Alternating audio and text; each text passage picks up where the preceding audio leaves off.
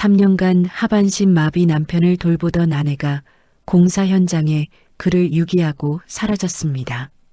그런데 아내 차가 시야에서 사라지던 바로 그 순간 남편이 휠체어에서 조용히 일어섰습니다.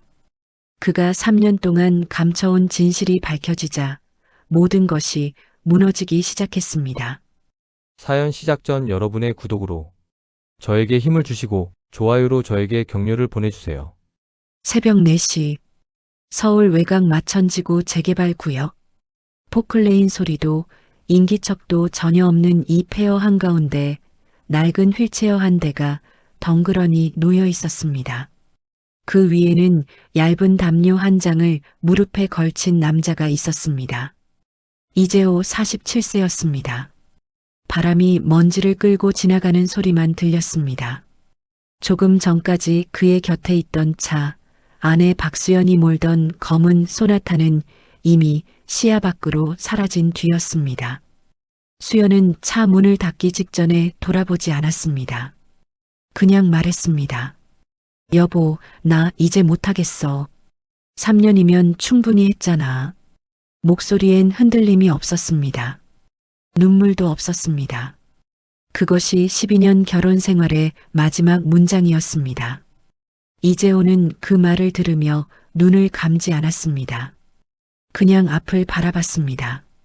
먼지 쌓인 콘크리트 바닥, 녹슨 철골 구조물, 그리고 멀리 보이는 서울 외곽의 불빛들. 이상하게도 낯설지 않은 풍경이었습니다. 이곳은 이재호가 25살에 처음 현장 보조인부로 일을 시작했던 바로 그 부지였기 때문입니다.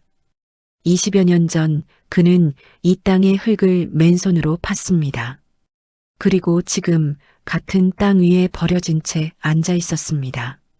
주머니 속을 더듬었습니다. 손에 잡힌 건 2가지였습니다. 하나는 오래되어 모서리가 다른 명함 한 장, 변호사 장태준이라고 적혀 있었습니다. 하나는 아내 몰래 챙겨온 낡은 작업복 한 벌이었습니다. 재호는 그것을 무릎 위에 조용히 올려놓았습니다. 기온은 영하 7도였습니다. 휴대폰 배터리는 3%였고 가장 가까운 편의점까지는 2.3km였습니다. 그런데 재호는 서두르지 않았습니다. 그는 그냥 천천히 숨을 들이마셨습니다. 그리고 아내의 차가 사라진 방향을 한 번 더 바라봤습니다. 그 눈빛엔 분노도 슬픔도 없었습니다. 오직 한 가지, 준비된 사람의 눈빛이었습니다. 3년 전으로 돌아가야 합니다. 이재호가 사고를 당한 건 44살 겨울이었습니다. 한국중견건설사 한강종합건설 마포지구 현장 소장으로 근무하던 그날, 크레인 오작동으로 인한 자재 낙하 사고였습니다. 수술은 14시간이 걸렸고 중환자실에서 열흘을 보낸 뒤에야 눈을 떴습니다. 의사 오세준은 조심스럽게 말했습니다. 하반신 영구 마비 가능성이 90%에 달합니다. 수연은 그 말을 들은 그날 밤 병원 복도 구석에서 전화를 걸었습니다. 재호의 회사 동료 최병우 대리에게였습니다. 재호 씨 퇴직금이랑 산재보험금은 어떻게 처리해야 해요? 아직 재호가 의식을 완전히 되찾기도 전이었습니다. 그러나 수연이 몰랐던 것이 있었습니다. 이재호는 현장 소장이기 전에 기술자였습니다. 20대 내내 야간 대학을 다니며 건설시공기술사, 토목기사, 안전관리사, 품질관리사 자격증 4개를 땄고 35살에 집안보강공법 특허를 출원했습니다. 이 특허는 조용히 국내 건설사 5곳에 무단으로 쓰이고 있었습니다. 계약서도 없이, 로열티 지급도 없이, 누적 미지급 추정액은 47억 원이었습니다. 재호가 그 사실을 알게 된 건 사고 이후 병상에서 몸을 움직일 수 없을 때였습니다. 그때부터 그는 한 가지를 결심했습니다. 회복을 숨기기로 했습니다. 재활은 조용히 혼자 했습니다. 수연이 잠든 새벽 화장실 벽을 짚으며 한 걸음씩 물리치료사 없이 아무도 모르게. 그리고 재호의 오래된 친구이자 변호사 장태주는 아무도 부탁하지 않았는데 3년 동안 자료를 모아왔습니다. 특허 무단 사용 증거, 계약서 없는 기술 이전 내역, 미지급 로열티 산출 보고서. 재호가 버려진 그날 새벽 4시 장태준의 사무실 팩스에 서류 한 장이 도착했습니다. 발신인은 이재호였습니다. 제목은 딱 한 줄이었습니다. 이제 시작해도 됩니다. 수연은 오전 10시가 조금 넘어 강남구 역삼동의 한 카페 창가에 앉아 있었습니다. 커피를 시키고 핸드폰을 내려다보고 있었습니다. 표정은 담담했습니다. 마치 무거운 짐을 내려놓은 사람처럼. 그때 모르는 번호로 전화가 걸려왔습니다. 여보세요. 안녕하세요. 이재호 씨 보호자 되시나요? 저는 국토교통부 산하 건설기술심사원 소속 김나영이라고 합니다. 이재호 씨 명의 집안 보강공법 특허 관련해서 이번에 독일 건설그룹 슈타이너바우와 해외 수출 계약 체결건으로 연락드렸습니다. 수연은 커피잔을 내려놓지 못했습니다. 전화 속 목소리는 사무적이고 차가웠습니다. 계약 금액 규모는 1차 기술 이전료 기준으로 23억 원이며 향후 로열티 조건이 별도로 포함되어 있습니다. 이재호 씨와 직접 통화가 가능한지요? 수연의 손이 떨리기 시작했습니다. 커피잔이 소리 없이 기울어졌고 테이블 위에 갈색 자국이 번졌습니다. 그녀는 통화를 마치자마자 차키를 집었습니다. 마천지구 공사 현장으로. 차가 막혀 오전 11시 50분이 되어서야 도착했습니다. 그러나 공사 현장 한가운데는 텅 비어 있었습니다. 먼지 위에 바퀴 자국만 남아 있었습니다. 그리고 바닥에 떨어진 낡은 담요. 그 위에 작은 메모지 한 장. 수연은 주워들었습니다. 거기엔 이재호의 흘려 쓴 글씨가 적혀 있었습니다. 고마웠어. 근데 난 처음부터 걸을 수 있었어. 수연은 그 자리에서 움직이지 못했습니다.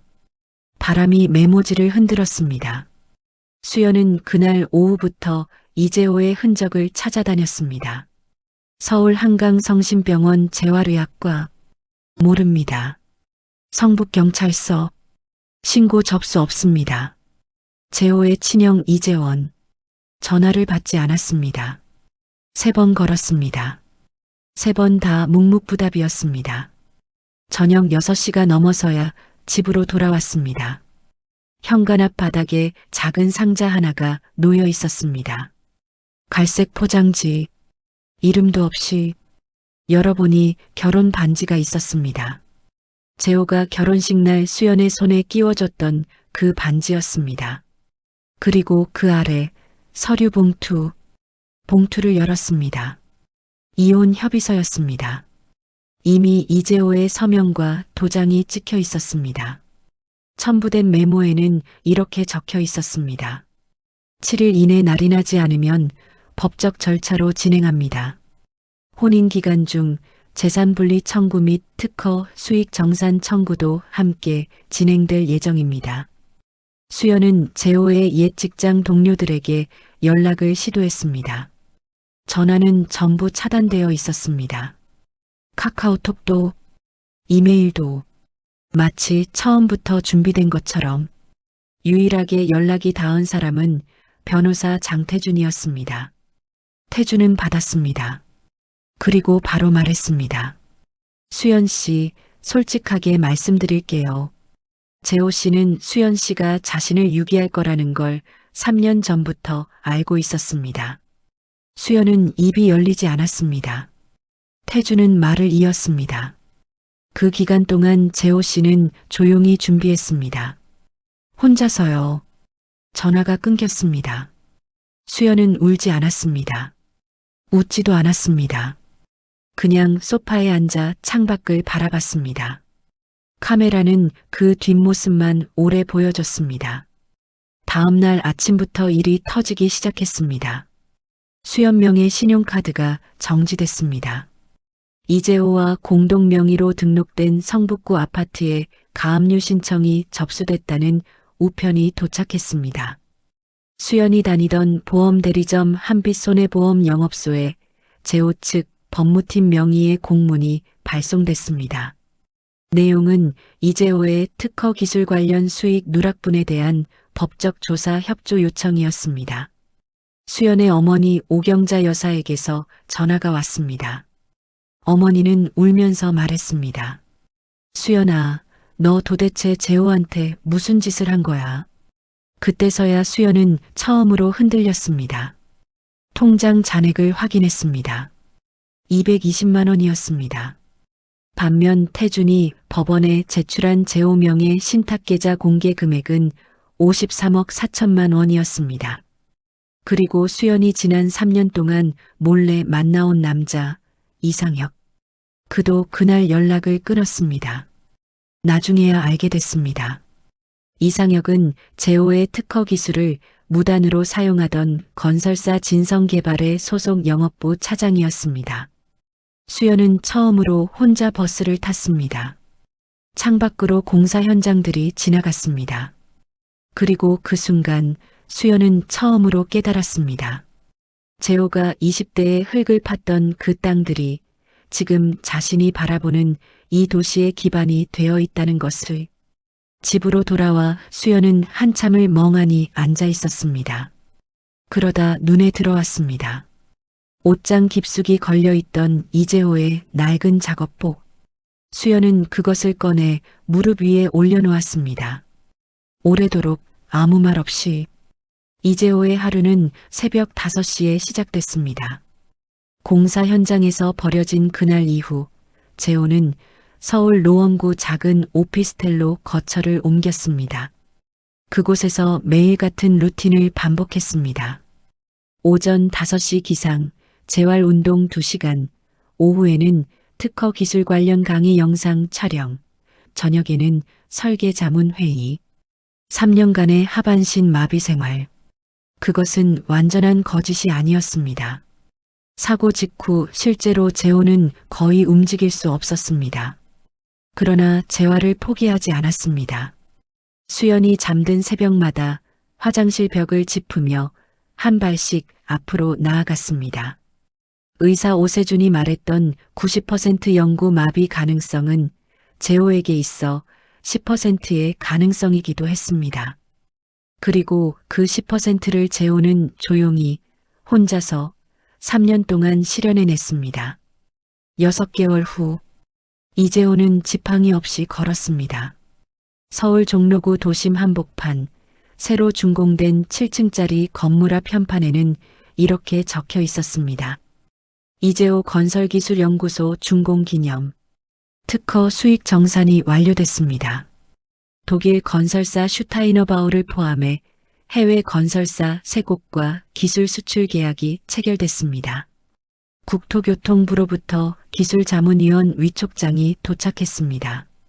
국내 건설 전문지 건축과 사람 편집부에서 인터뷰 요청이 왔습니다. 재호는 모두 조용히 수락했습니다. 인터뷰 당일 재호는 오랜만에 정장을 입었습니다. 그러나 재킷 안주머니엔 하나를 넣어뒀습니다. 낡은 작업복에서 뜯어낸 배지. 한강종합건설 현장 안전관리팀 이재호라고 적힌. 인터뷰 도중 기자가 물었습니다. 3년간 가장 힘들었던 순간이 언제였습니까? 재호는 잠시 생각하다가 답했습니다. 힘든 순간은 없었습니다. 다만 기다리는 시간이 길었습니다. 인터뷰가 끝나고 얼마 지나지 않아 수연에게서 문자 한 통이 왔습니다. 미안해요. 2글자. 재호는 한참을 그 문자를 바라봤습니다. 그리고 답장 대신 이혼 서류 처리 완료 알림 문자를 그쪽 변호사에게 보냈습니다. 핸드폰을 내려놓고 건물 난간으로 나갔습니다. 서울의 밤이 펼쳐져 있었습니다. 저 멀리 마천지구 재개발 구역의 불빛도 보였습니다. 재호는 그쪽을 한참 바라봤습니다. 그리고 혼자 중얼거렸습니다. 이제 다음 땅을 짓자. 그날 밤 재호는 새 설계도면 위에 첫 번째 선을 그었습니다. 손이 떨리지 않았습니다. 여러분의 구독이 저에게는 큰 힘이 됩니다. 따뜻한 이야기 앞으로도 계속 전해드리겠습니다.